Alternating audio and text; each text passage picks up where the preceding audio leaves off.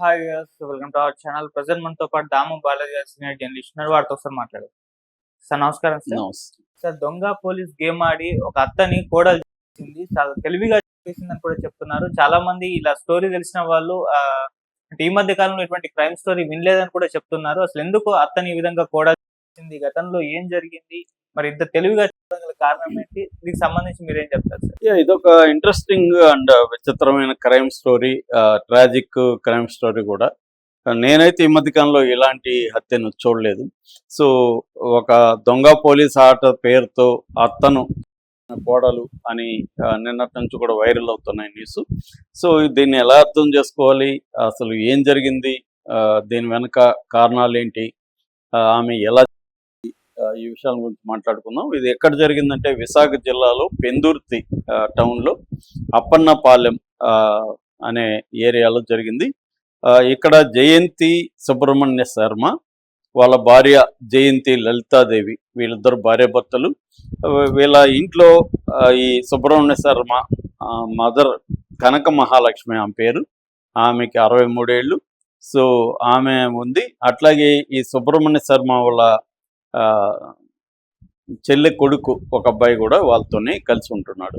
సుబ్రహ్మణ్య శర్మది దాని ఏమంటారు పూజారి. ఆయన ఒక గుళ్ళల్లో పూజలు చేసే కార్యక్రమం చేస్తాడు. అట్లాగే ప్రైవేట్గా కూడా ఎవరికైనా ప్రాబ్లమ్స్ వచ్చినా పోయి చేసేసి వస్తాడు. ఇతనితో పాటు అసిస్టెంట్గా వీళ్ళ మేనల్లుడు ఉంటున్నాడు అనమాట. వీళ్ళిద్దరు బయటికి వెళ్ళి పూజలు చేయడం చేస్తుంటారు. ఇంట్లో అత్త కోడలే ఉంటారు. వీళ్ళకి 2 పిల్లలు, 2 కూడా ఆడపిల్లలు. సో ఈమె హౌస్ వైఫ్, అంటే హోమ్ కీపర్ అంటారు ఈ మధ్య, హోమ్ కీపర్ ఎవరు, లలితాదేవి కూడా.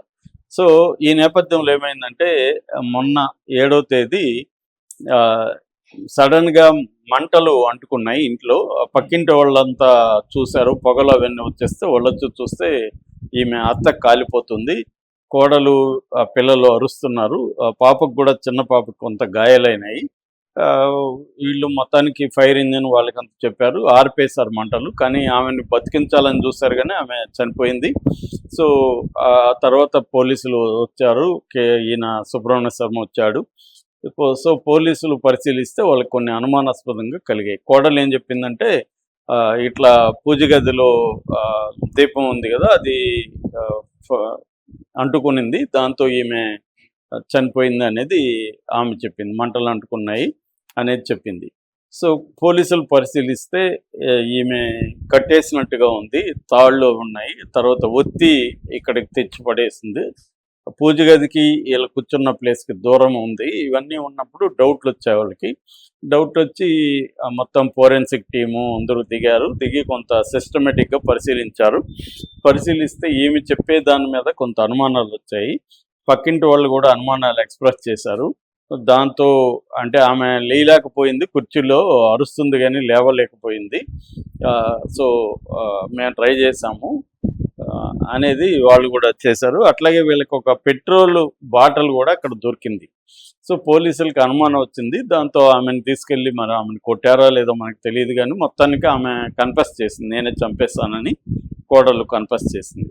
సో మొత్తంగా ఇప్పుడు హోల్ స్టోరీ పోలీసులకి బయటకు వచ్చింది, ఎలా జరిగింది ఏం జరిగిందని తెలిసిపోయింది. ఏం జరిగిందంటే, ఈ అత్త కోడళ్ళ మధ్య ముందు నుంచి కూడా ప్రాబ్లమ్స్ ఉన్నాయి. అత్తకున్న లక్షణం ఏంటంటే, కోడల్ని ఏదో ఒక సాకుతో అవమానకరంగా మాట్లాడడం, నిరంతరం చుట్టుబట్టి మాట్లాడడం, ఇలాగా మాటలతో తన బిహేవియర్తో కోడల్ని బాధ పెడుతూ ఉంది అత్త. సో కోడలు ఏదంటే చూసి ఆమె అనేక సార్లు ట్రై చేసింది, కానీ అత్తలో మార్పు రాలేదు. దాంతో కోడల్లో ఫ్రస్ట్రేషన్ పెరిగిపోయింది. భర్తకు చెప్పింది. భర్త కూడా నువ్వు అడ్జస్ట్ అయిపో, మా అమ్మ అంతే కదా, తెలుసు కదా నీకు అన్నట్టుగా ఈమెకే చెప్తున్నాడు తప్ప అమ్మని కంట్రోల్ చేయడం, అమ్మకి చెప్పడం, ఇట్లా కోడలు నీ మాటల వల్ల బాధపడుతుంది, నువ్వు కొంచెం మారాలి అది ఇదని చెప్పడం ఏమీ చేయట్లేదు భర్త తన పనులలో తాను బిజీగా ఉంటున్నాడు, వీళ్ళ విషయాలు పెద్దగా పట్టించుకోవట్లేదు. దాంతో ఆమెకి ఫ్రస్ట్రేషన్ పెరిగిపోయింది. దీన్ని ఎలా డీల్ చేయాలని తెలియదు. దాంతో ఆమె అతను డిసైడ్ అయింది. మరి ఆమెకి ఈ స్కీమ్ ఎక్కడ చూసిందో నాకు తెలియదు, కానీ ఒక ఖతర్నాక్ స్కీము ప్లాన్ చేసింది. ప్లాన్ ఏంటంటే, ముందుగా ఒక పెట్రోల్ ఒక 100 రూపాయలకి పెట్రోల్ పోసుకొని ఒక బాటిల్ తెచ్చుకునింది, పెట్టుకునింది. దాని తర్వాత నిన్న ఒక స్కెచ్ చేసింది. ఆ స్కెచ్ ఏంటంటే అత్తకి చెప్పింది, మన పాపలతో నువ్వు ఆడుకో, దొంగ పోలీస్ ఆట ఆడుకో అని చెప్పింది. వీళ్ళకి కూడా, పిల్లలకి కూడా నానమ్మతో దొంగ పోలీస్ ఆడతారా అని చెప్తే వీళ్ళు కూడా ఆడతామని చెప్పారు పిల్లలు.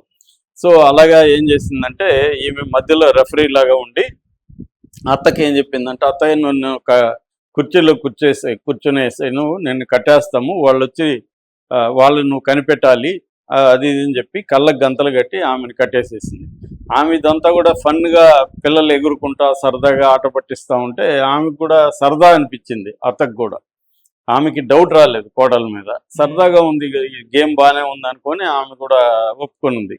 సో ఆమెకి చేతులు కాళ్ళు కట్టేసి కళ్ళకు గంతలు కట్టేసింది. కట్టేసినాక పిల్లల్ని ఎక్కడ దాక్కోమనింది. వెళ్ళి పిల్లలు దాక్కున్నాక ఈమె ఆ పెట్రోల్ ముందే ఉంది కదా, పెట్రోల్ గబగబా తెచ్చి పోసేసింది. అప్పుడు అత్తకి డౌట్ వచ్చింది, ఇదేంది, ఏం చేస్తాను అనే లోపలే సడన్గా అక్కడ ఒత్తి ఉంది, దీపం వెలుగుతుంది పూజ గదిలో. ఆ దీపంతో కూడా తీసుకొచ్చి ఈ మీదకి మంటని ఆ ఒత్తిని విసిరేసింది. ఆ ఒత్తి విసిరేయడంతో ఆల్రెడీ పెట్రోల్ పోసింది కదా, ఇది మండుకుంది ఒక్కసారిగా. ఆమె బయటికి రావడానికి కూడా దారాలతో కట్టేసింది కాబట్టి బయటికి రాలేకపోయింది. ఈ లోపల పక్కన వాళ్ళు వాళ్ళకి పొగొచ్చి అంతా అయినాక వాళ్ళు వచ్చారు. ఈ చిన్న పాప ఏంటంటే ఈ కన్ఫ్యూజన్లో నానమ్మని కాపాడాలని పాప దగ్గరికి వెళ్ళడం వల్ల పాపకు కూడా గాయాలైనాయి. వీళ్ళమ్మ ఒక పాపను పట్టుకుంటే ఇంకో పాప వెళ్ళి నానమ్మ అంటూ పరిగెత్తడంతో పాపకి కొద్దిగా గాయాలైనాయి. సో దాంతో ఈమె ఇంకా పక్కన వాళ్ళు వచ్చేసరికి ఈ డ్రామా చేసింది, ఇట్లా యాక్సిడెంట్లు ఫైర్ వచ్చేసింది అది ఇదని. సో పోలీసులు కనిపెట్టగలిగారు.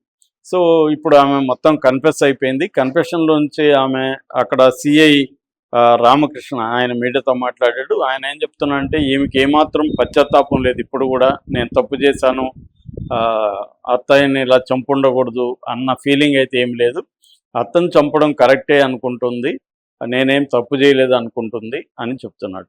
ఇప్పుడు ఏమైందంటే ఆమెకి ఇది క్లియర్గా సాక్ష్యాలు దీంట్లో బలంగా ఉన్నాయి. ఎందుకంటే ఆల్రెడీ ఫోరెన్సిక్ వాళ్ళు వచ్చి మొత్తం కలెక్ట్ చేశారు. ఈ పెట్రోల్ కొనడం ఇవన్నీ కూడా రికార్డ్ అయినాయి సీసీటీవీలో.